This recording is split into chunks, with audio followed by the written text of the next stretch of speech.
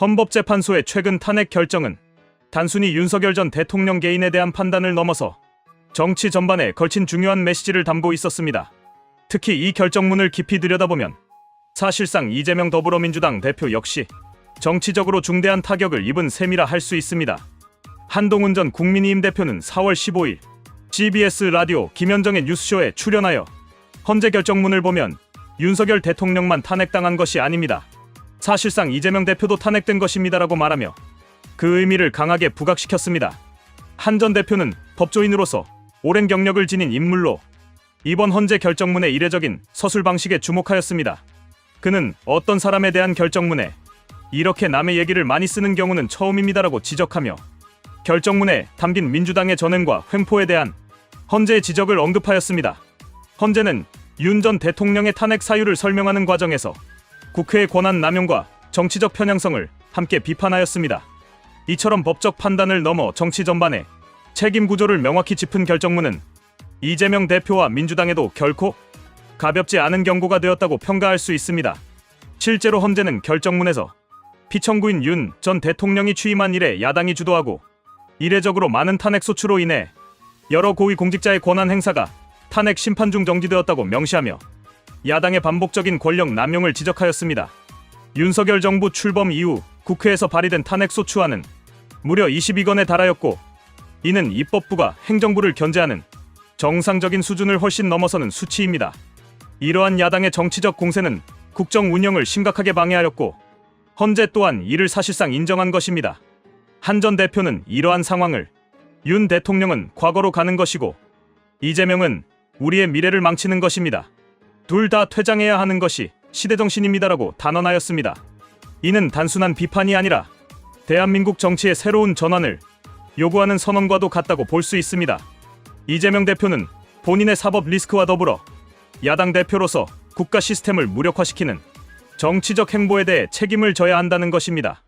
뿐만 아니라 한동훈 전 대표는 본선에서 마주칠 민주당의 전략을 미리 예측하며 계엄 때 너희는 무엇을 했느냐는 식의 공격이 있을 것이라고 말했습니다. 이에 대해 그는 저는 제일 먼저 국회에 들어가 계엄을 반대했습니다. 당대표로서 국민의힘 차원에서 계엄을 저지한 것입니다라고 강조하며 민주당과 달리 헌법 수호에 대한 분명한 입장을 밝힌 바 있음을 환기시켰습니다. 이는 한 전 대표가 단순한 정치인이 아니라 비상 상황 속에서도 헌정 질서를 지키기 위해 행동한 인물임을 보여주는 대목입니다. 한편 최근 이재명 대표가 전 국민 무료 챗GPT 정책을 내세우며 100조 원 규모의 AI 사업을 공약으로 제시한 것에 대해서도 한 전 대표는 강하게 비판하였습니다. 그는 전폭적으로 국가가 지원해야 한다는 점에는 공감하지만 이 대표는 AI의 문제를 잘 모르시는 것 같습니다라고 지적하였습니다.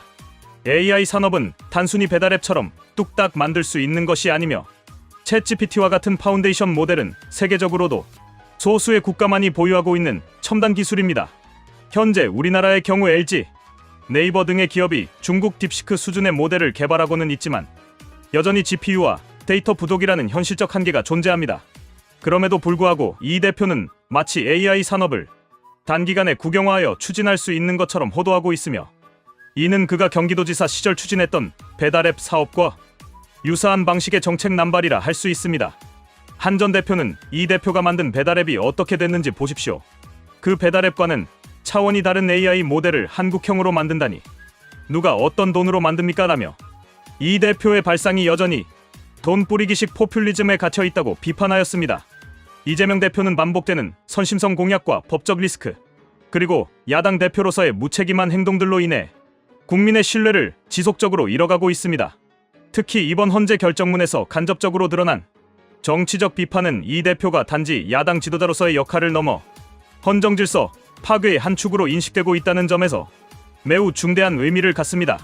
민주주의 사회에서 견제와 균형은 반드시 필요하지만 그것이 권력의 남용으로 이어질 때는 오히려 체제 전복의 위험성을 내포하게 됩니다.